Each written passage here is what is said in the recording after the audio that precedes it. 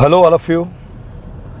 గద్వాల్కి వస్తున్నా. ఇప్పుడు ఒక బ్రాంచ్ ఓపెన్ చేయడానికో లేకపోతే బిజినెస్ పని మీద కాదు. నా ఫాలోవర్ చందు ప్రభుత్వ ఉద్యోగం సాధించుదాం అనుకున్నాడు.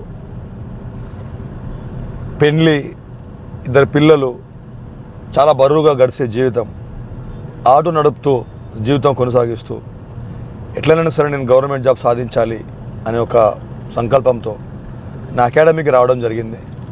నేను అతనికి సపోర్ట్ చేసి అకాడమీలో పెట్టిన.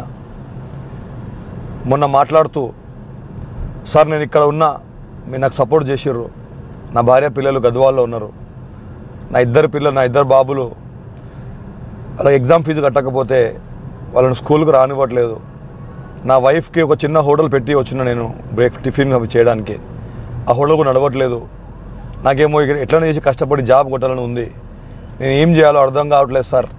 వాళ్ళ మేడం ఫోన్ చేసినప్పుడు మీ పిల్లల ఫీజు కట్టండి అన్నప్పుడు నా దగ్గర ₹1 కూడా లేదు మేడం అని ఎలా చెప్పాలో నాకు అర్థం కాలేదని చెప్పి బాధపడుతుంటే మనసు చాలా తరుక్కుపోయింది. నేను గద్వాల్కి వస్తున్నా చందు వాళ్ళ ఫ్యామిలీ నిలబెట్టడానికి, వాళ్ళ పిల్లలు మళ్ళీ స్కూల్కి వెళ్ళేలా చేయడానికి. మీ అందరి సపోర్ట్ కావాలి. ఎవరెవరైతే ఇప్పుడు గద్వాల్ ఎర్రవల్లి చౌరస్తాలో నేను వస్తా, దగ్గర ఉన్న వాళ్ళందరూ కూడా అక్కడ రండి. ఈ వీడియోని ప్రతి ఒక్కరు కూడా మ్యాక్సిమం గ్రూప్స్కి షేర్ చేయండి. Thank you very much.